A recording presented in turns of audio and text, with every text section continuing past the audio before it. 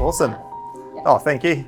Makes me sound more important than I probably really am. But hey, thanks for having me, guys. I appreciate it. And I'll try not to bore you for an hour. But is there a raise of hands of anyone who's actually heard of our company before? Oh, good. Last time I did a uni talk, it was a full international team who students. So they were like, I have no clue who you are. And then that was a real hard say. So good. Some of you have heard of who we are, which is great.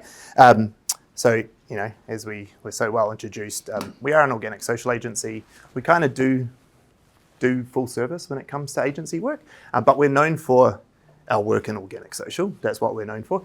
And the reason for that, to be fair, is just that we do it ourselves. We're like practitioners of the art form. We go by saying, or at least I do, I don't want to be the painter with the worst painted house, which essentially just means like I don't want to sell something that we can't do for ourselves, right? There's a lot of agencies out there who are very good at what they do, but they don't prove it with their own things first, right? They're usually proving it with other people. For us, it's all about how do we do it internally.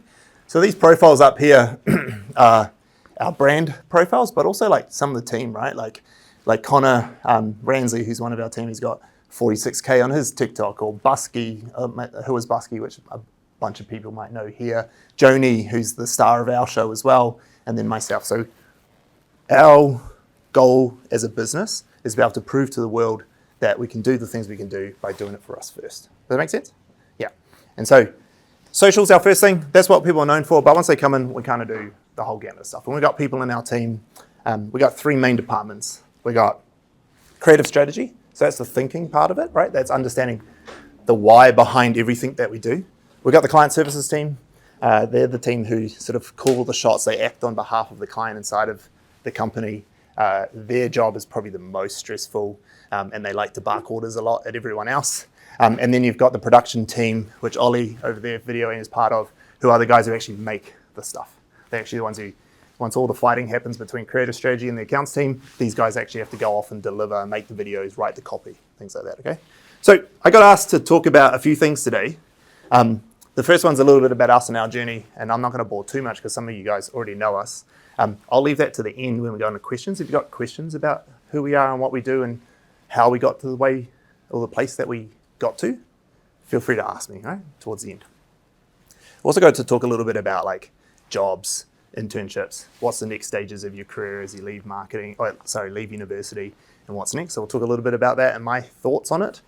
And then I got asked to talk a bit about AI and how we're thinking of AI and how we utilize it in our business, okay? So that's kind of what we're going to talk about. I'll go through those things. We'll get to the end. It probably won't take the whole hour to go through my presentation, or hopefully not. And then we can open the floor for some questions. Sound good? Okay. And if you don't have questions, I'm really good at like picking people out, putting people on stop. So like ask Ollie, he knows. I don't mind doing that at all. As we move forward, just to give you some ideas, we talked about some of the clients that we work with. This is a bunch of clients that we've done stuff with and they work with. And the reason I put this slide in is more just to show you the breadth of types of clients we work with. We don't have a specific niche that we sort of tap into. We don't just do hospitality, or we don't just do retail, or, you know, we've got large national telco companies. We've got, 660. So we've got bands, food services, insurance companies. We've got small one-man bands. We've done stuff with charities and whatnot. And that breadth of the clients that we work with allows us to learn so much more, because as you can imagine, making content for 660 is a lot easier than trying to do it for AA Insurance, because, they have a fan base already. It's much easier to do. So, well, I say it's much easier to do. It's much easier to get the content to be engaged with. It's not necessarily easier to make than it is for an insurance company, right? Does that make sense? Okay. So this is the theme of today's conversation, right? Is that nobody knows you. And when I was asked to talk about how do you get a job after your university time, is to understand that nobody knows you, right? And because nobody knows you, what does that mean? Who thinks they know what it means as you trying to get a job after university? If this is a fact, what does this do? What does this stop you from being able to do? Anyway, any questions? It's never what you know, it's who you know. It's who you know. And even more importantly, it's who knows you, right? So there's the old adage, which you just mentioned, which is perfect. It's not what you know, it's who you know. And that's a real truth you just have to deal with in life that you can't get away from. But it's even better if you can get into a world where people know you first, right? That's way easier. If you walk in a room and I say, how many people heard of us? And half the room puts a hand up, that's a way easier day than walking into a room and no one knows you. Yeah? So it's good to have people that you know, but it's way better if people all know who you are before you even walk in a room. So that's what we're going to talk a little bit about now. And so this quote, funnily enough, came from AI because I got it to make me sound real smart today. But in today's market, the best job applications aren't submitted, they're discovered. Who here has a job now? Okay, how many of you had to apply for the job through normal application channels? Yep, keep your hand up. Okay, how many jobs did you apply for? Just anyone random, like, was it the first job you applied for? Did you apply for a bunch? Like, what's the general consensus? First job? And what's the type of job that you got? Is it? Sales. Sales? For who? David Jones. David Jones, okay. Self-employed coach at an ice rink. At an ice rink? Yeah. Amazing. Who else? Did you have your hand up as well? Retail. Retail? Yeah. Who else? What sort of jobs are we applying for at the moment? Because I just want to get an understanding of the type of jobs. Are you already the CMO of a massive company, or are you got these entry-level jobs that are sort of just supporting you while you're through your uni? Is that kind of where we're at? Yeah, okay. And so in those situations, a lot of the people that you're looking for people quickly, you need staff, you need them at a lower level, you get them in, right? And it's quite easy to work through that process. So the only examples you've had of applying for jobs is these jobs that are not necessarily utilizing your full degree that you've got, and the quality of staff that these companies need are just enough to get a job done. They're pretty, they're entry-level jobs, right? And I mean, they're even like not really entry-level, they're even before that. They're just like real mechanical process jobs, maybe a little different as a coach, and this may be a little bit different, a little bit more skill involved there. But that somewhat sets you up for a false sense of security when you're going applying for much more advanced jobs that have a lot larger career growth in them as well as a real entry-level job. And so if you go in thinking, oh yeah, well, I applied for this job, I got my first one that I applied for, you might go in to your first job hunting around thinking, I can just do that, I got a degree, it's going to be easy.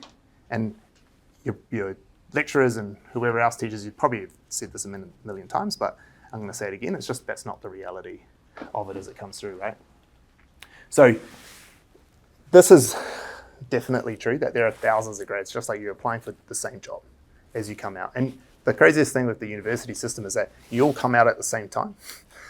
So it's like all these people hit the job market all at once. It's not even like a gradual thing. But do you think businesses are geared up to hire at that same interval? No, of course not.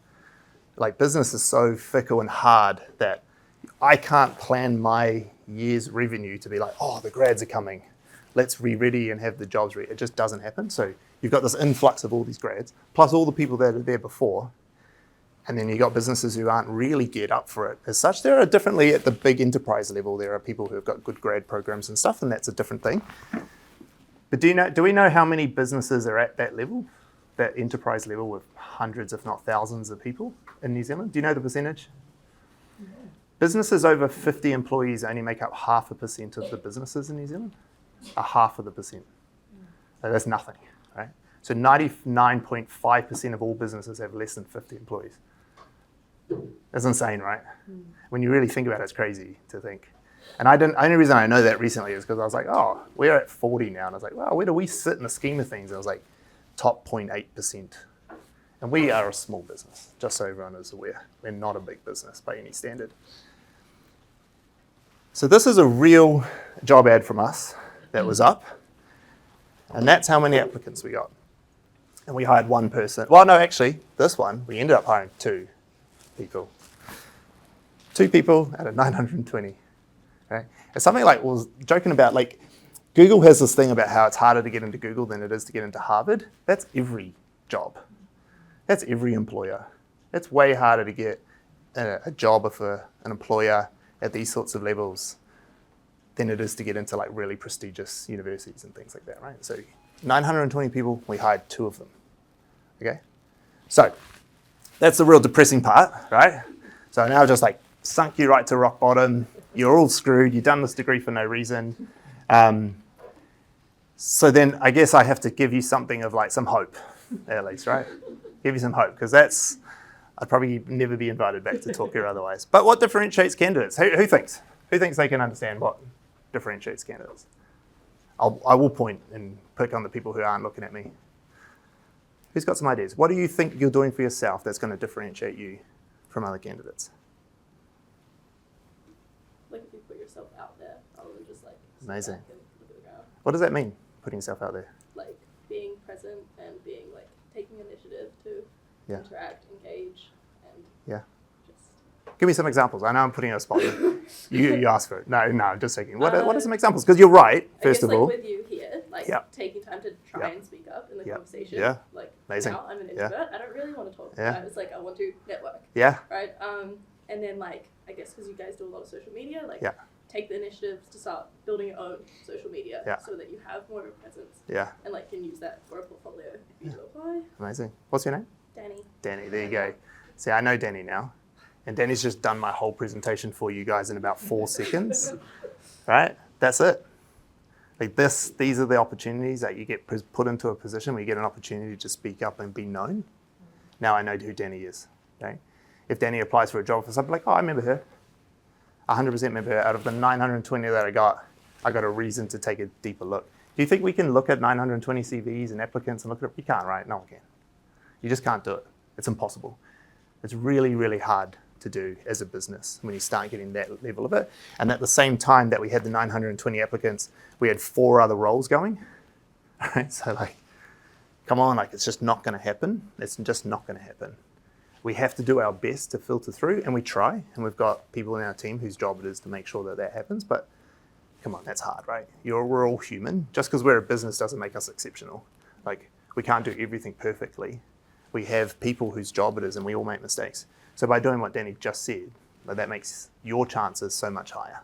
Okay? So, as I said, she just ruined my whole presentation. But it's perfect because it's exactly you're exactly right.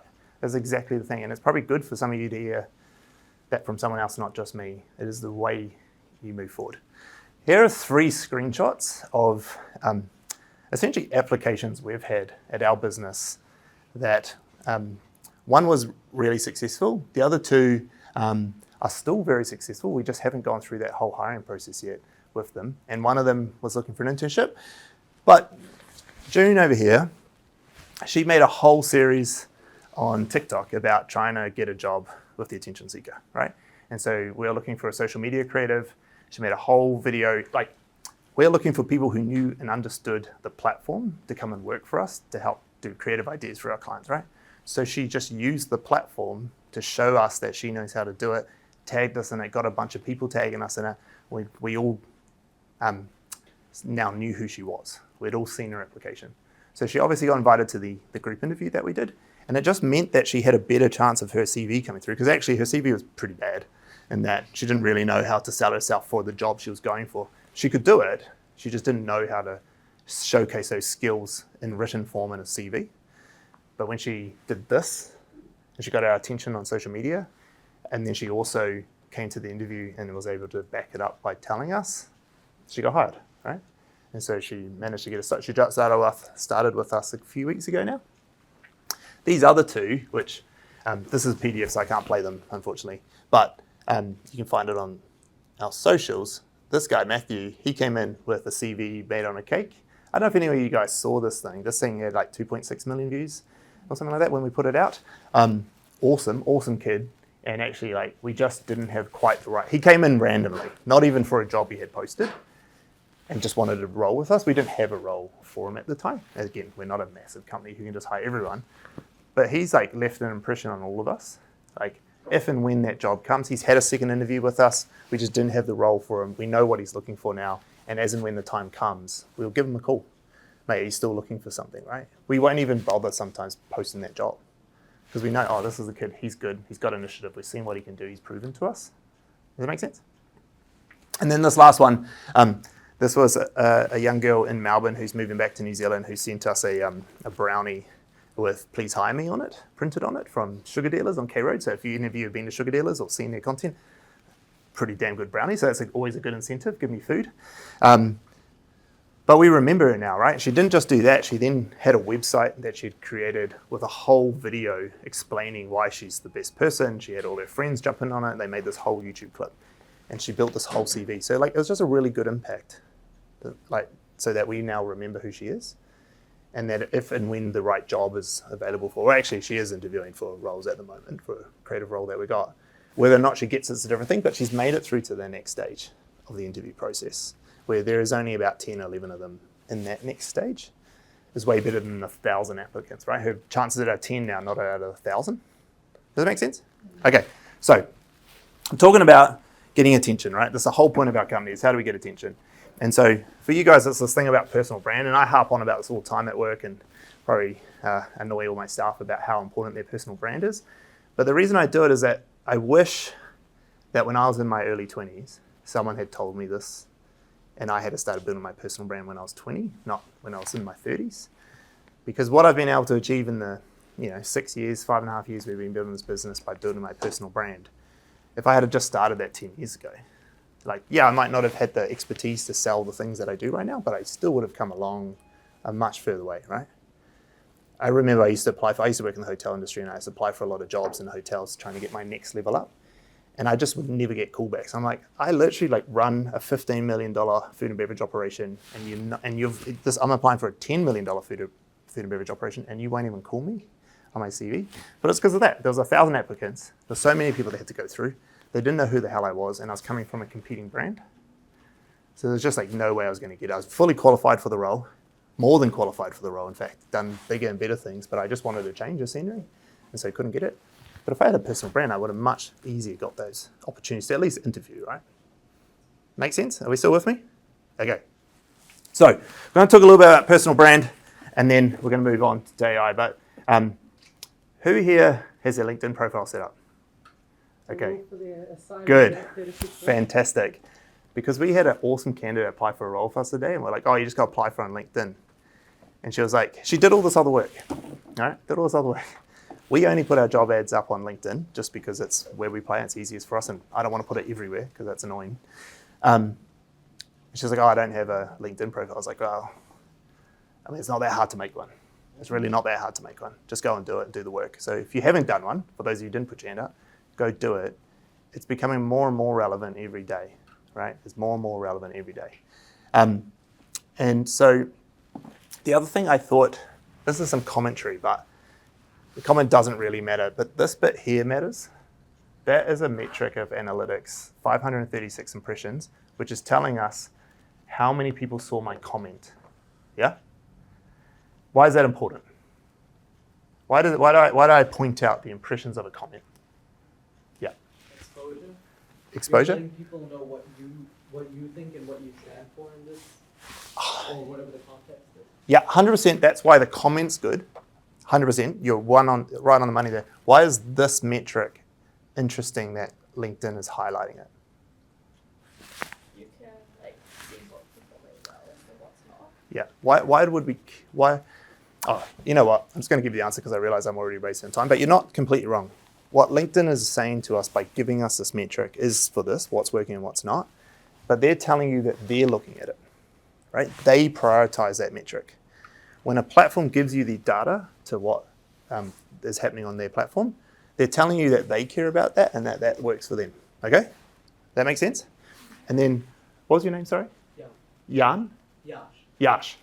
Yeah, what Yash said about giving my opinion, exposure, and the commentary, that's also 100% true. So now we know, when I put stuff in the comments on LinkedIn, LinkedIn wants people to see the commentary, so it's over-indexing its reach. And if you ever scroll down LinkedIn, you're going to see Stanley commented on this, and I'll show you a post. Because you're connected to Stanley, and it's going to show you, right? So what do we do with that information? What do you think you can do with that information? We're talking about personal brand and being discovered. Yes. If you want to get more exposure for yourself out there, commenting. Yes. Which I notice LinkedIn gives, I follow you, and it gives me notifications every time you comment. Yep. Which helps and remind people that you're active. 100%. And also with that, it giving you notifications that I'm commenting, you can set it up for all the employees that you potentially want to work with, and every time they comment or post, you can reply or comment on their stuff, and they're going to see it, right? They're going to see your commentary. Social circle. Exactly, your social circle. So Charlotte, who's our head of copy now and runs our newsletter, the only reason, well, I shouldn't say the only reason, it's downselling her a bit. One of the main reasons she has a job with us is that she was commenting on my posts for 3 months prior to applying for a job with us. And then when she applied, I just said to everyone, just get her. Like, I know we're going to do a group interview, but I'm going to hire her anyway. And they're like, what do you mean? We got to do the interview process. I was like, trust me, she's the one. Now she's a weapon. Like, she's one of the best people in our team, but just in general, she won Employee of the Year last year. That's how great she is, because she just knew that's what it was. But she got a job with us because I already knew who she was. I knew everything about her, understood the way she thought because she was commenting on all my stuff. And she had done the same thing. She had set it up so that she was getting notifications every time I posted or commented, and she'd just reply and add to the conversation. She doesn't ever do it now. Now she's got the job, but she did it then and she got the role, right? And so those sorts of things, if you're not on LinkedIn, do it more. You might have a profile, use it. You don't have to post content. This is content, right?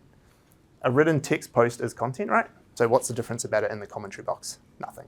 Add your thoughts. The thing is that the person you want to hear your voice is going to get a notification that you did it. Yeah, it's a really direct thing. Whereas if you just post on LinkedIn, I mean, it goes into the void, and if you've got no followers, just your mates are going to see it, and maybe your mum. But if you're doing this, the person you want to work for is going to see it. You know, so there's a hot tip for people who want to get an internship with us. Just start commenting on my LinkedIn post, boost my engagement. Actually, I'm just here to make my post go more viral. Comment on all my stuff, okay? But seriously, just follow all the people you potentially want to work with and just start getting to know them. Start commenting on stuff, getting them to know you. Make sense? Okay, so we're going to go into a little bit of like my thoughts on how do you build a personal brand and how you start to do this. And before I do that, there's one story I forgot to tell you, and that's about Ollie, and Ollie over there, and he's going to probably get embarrassed with me throwing him under the bus. But one of those video job ads that we had where we had 1,000 people apply, the application's closed for it, and we were going through the process. And then like a week later after the group interview, this kid rocks up, and you might have seen the video, but it rocks up with like a massive CV. It was like this big. He's like, how to hear hit the floor. And he walked through the front door, and it got taken around, and we made videos about it and all sorts. And the thing is, if he had just sent that through to us after the application's closed, we would have just ignored it. But it was just such a like, fuck, I know I missed it, but trust me, I'm really worthwhile talking to. He got the second interview and obviously got the job and came through with it. So it's just like, what are those things you can do to make sure we know who you are? Now, stunty things are kind of interesting to do, and they're going around a lot at the moment, but he's got a job. He's been with us for a little while and it works. So if there's stuff like that you want to do and you really want a job, don't be scared of like publicly calling out the company that you want it. Okay, I can't wait for all the LinkedIn posts of people bringing cakes in. Okay, so how do you do it? So personal brand. Yeah, there's 4 points here for us. So my thoughts are, if you're going to start building a personal brand, start with one platform for focus. Like you can have all your Instagrams and your TikToks and your Snapchats and all the things you want to do, but if you're trying to build a personal brand for employment and help you with jobs after this or life after this, or even just as your future career grows, my advice is try to stick to one platform. That obviously LinkedIn makes sense for most people from a job perspective, but not always. Like if you're really into video or photography or something like that, maybe Instagram is a better platform for you to do it on so you can showcase the skill sets that you're doing. Or maybe you're a really good writer and actually I want to do stuff on Medium or whatever, right? Start to build an audience of where the people are that you want to know you. For those of you trying to get jobs in the career market, LinkedIn makes probably the most sense. A lot of recruiters and hiring managers use LinkedIn a lot. So that would be my suggestion. This is an interesting one, like post what you're learning, not what you know. Everyone talks about trying to be an expert and have this like thought leadership. It's a real interesting thing that people talk about, thought leadership. I'm gonna be a thought leader in my space. It's just a really bad way to make content. Like no one cares. No one gives a crap about what you have to say about your expertise on a social media platform like this. When it's short, grabby sort of stuff. You've got to talk about the things that you're doing right now and what you're learning and your growth from it. Teach people a lesson from what you've done. It's also a really, really good way to AI-proof your content. You know, if everyone's going to AI and get it to make them sound really smart in a post, but then you're writing about the actual things you've been up to, AI can't fake that because you literally did the thing, right? It can maybe help you craft the post or craft the content, but it can't just generate random events in your life, right? So post about what you're learning, not what you know. You don't need to sound smart. Like, it's so much better as an employer when you see people overcoming challenges, growing, then building, learning, and you see that initiative, because at an entry-level position, you don't expect them to be experts, right? Like, I'm not hiring you in to be my executive creative director on day one out of uni. Like, that would just be a dumb hiring decision. But as a creative executive coming in to be the support for the creative team and learn through the ropes, I don't need you to know all the ins and outs. I need to show you got initiative, you're willing to grow, and you're trying to learn. Does that make sense? So, second point about what you're posting, because everyone always asks me, what did I post about?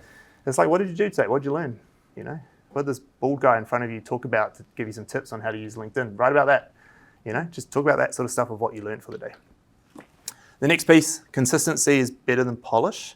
If you watch any of or see any of my content, like there's spelling mistakes galore, and that's funny because it's written by my head of copy, Charlotte, who writes my posts with me. But we don't really care if it looks great. It's about, is the message right? Is it consistent? Are we consistently putting things out into the market so people start to build a narrative around us? You'll see it on our TikTok and Instagram as well. Like, we're not the most polished videographers or whatnot. I mean, they are. We just don't give them the time that Ollie needs to do it right. So we just kind of hack it together and get it out, because it's better to be out all the time in market and getting lots of consistent content out there than it is to getting it perfect. Does that make sense? Yeah. And then, yeah, that's that last bit about commentary, right? Engage with the industry. Start conversations, not likes. So going around liking people's posts, that doesn't do anything for you. Like, it does nothing for you. I'm never looking at my likes list going, oh, this person liked me 4 posts in a row. That's amazing. No, I'm going to engage with you when you start conversations in the commentary, but I don't really care about the likes. Yeah? Does that make sense about that? Because a lot of people will do that. They'll just be too nervous to put a comment because they don't know what they should do. Instead, they'll just like all their posts. And it's fine. Like, give me all the likes that you want. I'll take them. But actually, the comments are way more powerful for you, right? They're way more powerful for you as the one who's commenting, getting something out of it. Yeah? Okay. All right, so AI. So how does AI come into this? I'm going to try to breeze through this a little bit because, hey, how are you? Come on in. I've got a sort of scenario. So the way I think of AI is your second brain, and it takes off the mental load of everything that you're doing. It's not going to give you the answers, it's not going to give you the best answers. Like, we all have seen the hallucinations that AI does, but man, does it take away a lot of mental load that you're trying to do when you're thinking. And when you just don't know how to start something or where to go or how to even approach it, like staring at a blank piece of paper, trying to write a story is really hard, but editing someone else's story is way easier to do it, right? So AI is your second brain. So it's about to help you give that sort of stuff. And I probably don't need to tell you this as a team of this age, but if you aren't fully adopting it, then just quit. There's just no point getting into the workforce now. AI is everywhere. You have no escape from it. If anyone tells you otherwise, if your lecturers tell you otherwise, it's everywhere. They know it's everywhere. And you have to know it. It doesn't mean just blindly use it though. You've got to realize how to use it right. Just because Adobe Premiere came out and made editing videos much easier than actually cutting film up, doesn't mean that anyone can just use the tool. You still got to learn how to use it properly, and the people who can use it better make better videos out of editing software, right? Same thing with AI. People who use AI better and more often and in different ways are going to get more out of it than those of us who just blindly use it as an advanced search bar. Yeah?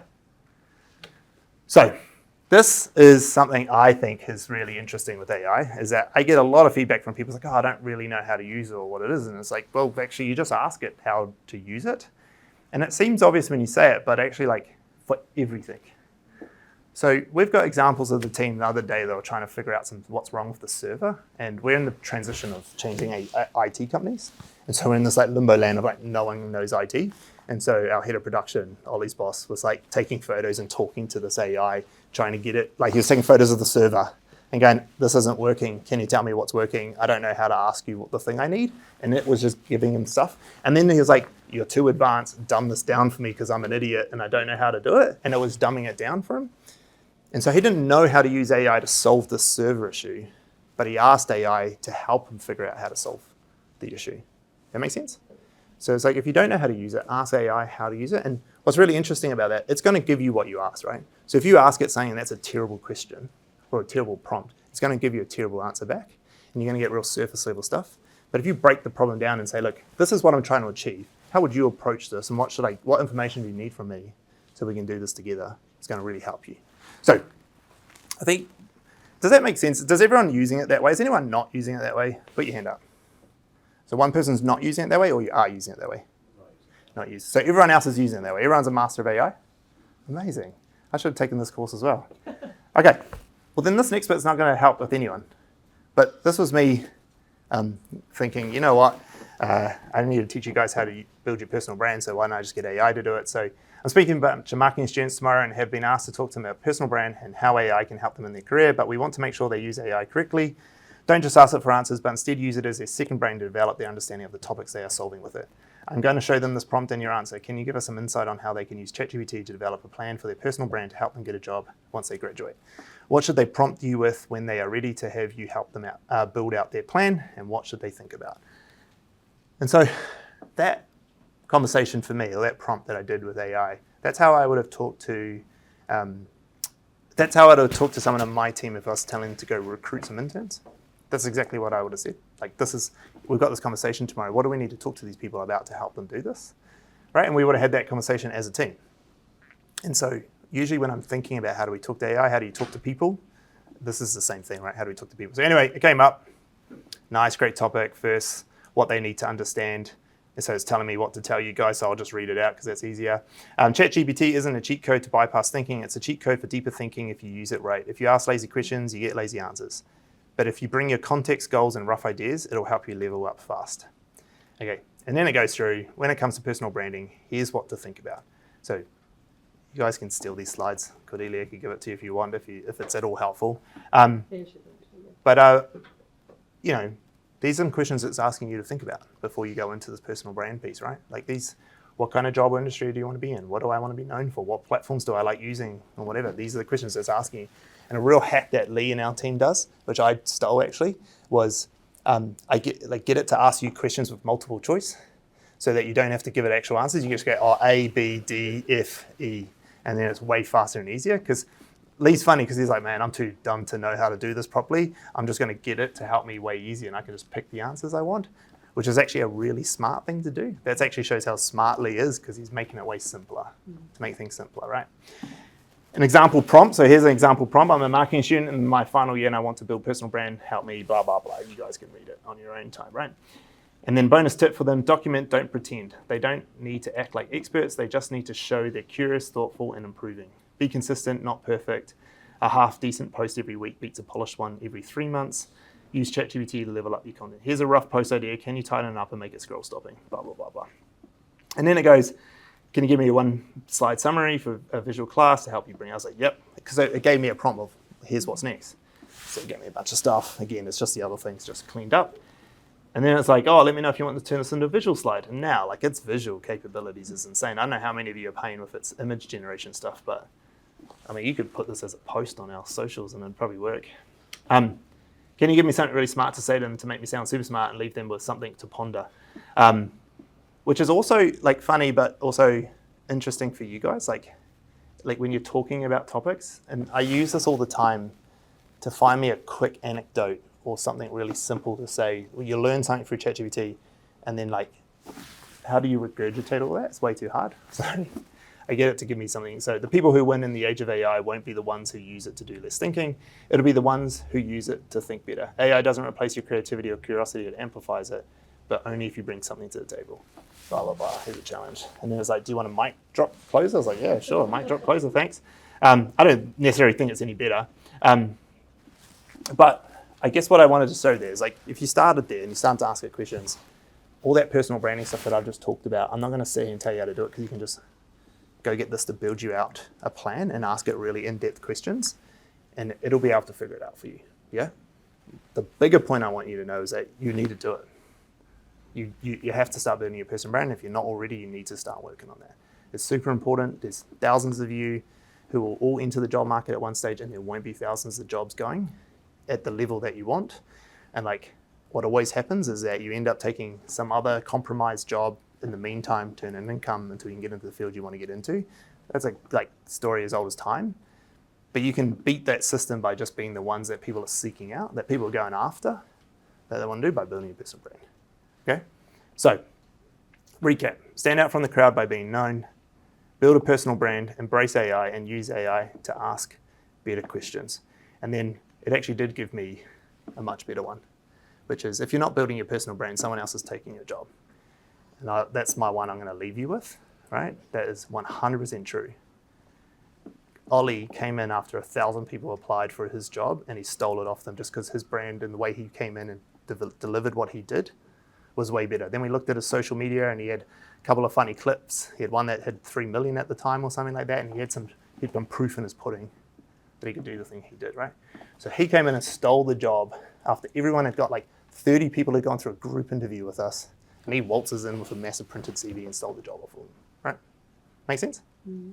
Okay, so as good as your CV is, as good as your interview is, some prick like Ollie's going to come in and take your job because he's more well known. Yeah? Okay,